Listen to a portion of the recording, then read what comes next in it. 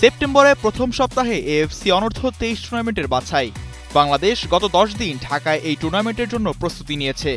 দুটি প্রস্তুতি ম্যাচ খেলতে আগামীকাল বাহরাইনে রওনা হবে বাংলাদেশ অনূর্ধ্ব 23 দল। বাহরাইন যাত্রার আগে গণমাধ্যমের সামনে এসেছিলেন হেড কোচ সাইফুল বারী টিটু ও অন্যতম খেলোয়াড় শাকিল আহাদ তপু। এই দুজনকেই সিনিয়র দলের হেড কোচ হাভিয়ের কাবরেরার এক অনুশীলন সেশন নিয়ে প্রশ্নের মুখে পড়তে হয়েছে। বিশ্বজুড়ে হেড কোচি দলের সর্বেসর্বা, খেলোয়াড় ডাকা, অনুশীলন, ম্যাচ পরিকল্পনা সবই তার। বাংলাদেশ অনূর্ধ্ব 23 দলে খানিকটা ব্যতিক্রম হচ্ছে।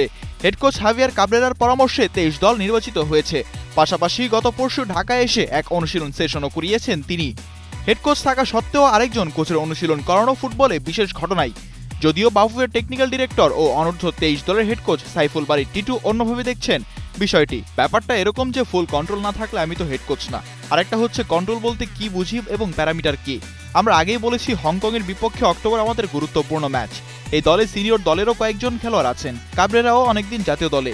তার গেম মডেল ঠিক রাখার জন্য আসা খুব অবাক করা ব্যাপার না। কোয়ালিটি অ্যান্ড কন্ট্রোল বিষয়গুলোতে না যাওয়াই ভালো। এখন সামনে আমাদের ভিয়েতনামে টুর্নামেন্ট, সেখানেই মনোযোগ।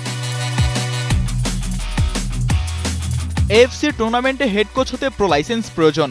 বাংলাদেশে প্রো লাইসেন্স কোচের সংখ্যা কম, আবার যাদের আছে তারা অনূর্ধ্ব 23 দলের দায়িত্ব নিতে আগ্রহী নয়।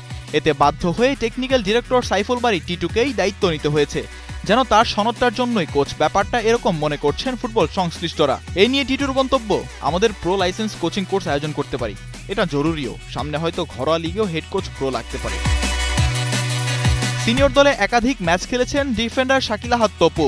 বয়স Gold's Gym across 30+ countries with over 700+ locations worldwide. Train anywhere, belong everywhere.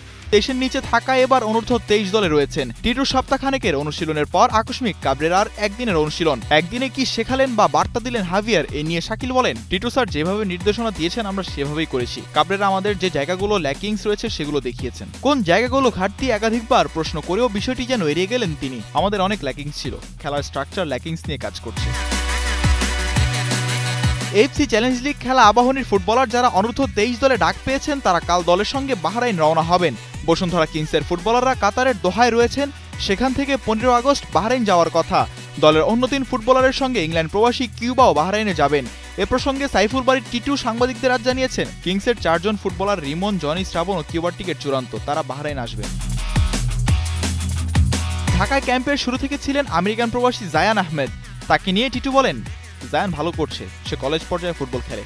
প্রতিদ্বন্দ্বিতামূলক খেলার অভিজ্ঞতা অর্জন করতে হবে, তার এই এক্সপোজার পাওয়া জরুরি। ভিয়েতনামে মূল টুর্নামেন্টের আগে বাহরাইনের 2টি প্রস্তুতি ম্যাচ বেশ গুরুত্বপূর্ণ মনে করছেন কোচ। এখানে পূর্ণাঙ্গ দল নেই, আসলে ফোকাস বাহরাইনে। সেখানে প্রস্তুতি ও 2টি খেলাও হবে, ওখানে পূর্ণ দল নিয়ে কাজ করব। তখন এক্সাক্ট দলের রসায়ন বোঝা যাবে। আমরা সৌভাগ্যবান, বাহরাইনে 12 দিন থাকা ও 2 ম্যাচ খেলার সুযোগ পাওয়া যাচ্ছে। সিনিয়র নারী দলের মতো অনূর্ধ্ব 20 দলও এশিয়া কাপ নিশ্চিত করেছে।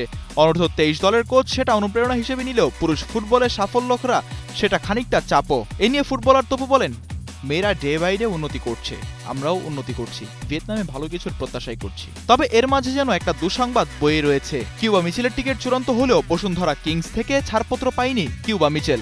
ফলে কিউবা মিচেলের যাওয়া হবে না বাহরাইনে। মিজানুর রশিক, কালের কণ্ঠ।